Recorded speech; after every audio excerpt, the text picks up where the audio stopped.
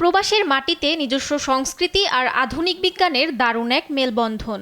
রিয়াদে Bangladesh international school English সেকশনে আয়োজিত হয়েছে science and cultural heritage exhibition. শিক্ষার্থীদের সৃজনশীল মেধা আর উদ্ভাবনী শক্তির এক দারুণ প্রদর্শনী হয় এখানে।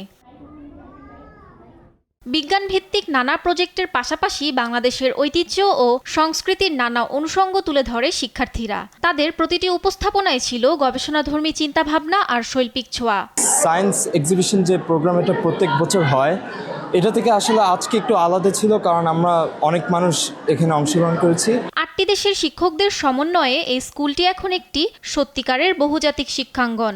বিভিন্ন দেশের শিক্ষার্থীদের স্বতঃস্ফূর্ত অংশগ্রহণে এ প্রদর্শনী হয়ে উঠেছিল সম্প্রীতির এক মিলন মেলা।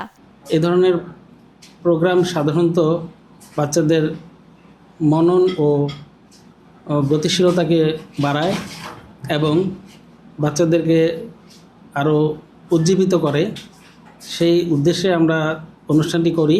আয়োজনে প্রধান অতিথি হিসেবে উপস্থিত ছিলেন সৌদি আরবে নিযুক্ত বাংলাদেশের রাষ্ট্রদূত মোহাম্মদ দেলোয়ার হোসেন। আমি স্কুল কর্তৃপক্ষকে রিকোয়েস্ট করব তারা যেন এই ধরনের আয়োজন প্রতি বছর চালিয়ে যায় এবং সম্ভব হলে আরও বৃহত্তর পরিসরে, এবং বাচ্চাদেরকে তারা যেন আর একটু গাইড করে যাতে তারা আরও ভালো ভালো প্রজেক্ট নিয়ে আসতে পারে। শিক্ষার্থীদের মেধা বিকাশে এমন আয়োজন ভবিষ্যতেও অব্যাহত থাকবে, এমনটাই প্রত্যাশা সংশ্লিষ্টদের। নিউজ ডেস্ক, দেশ টিভি।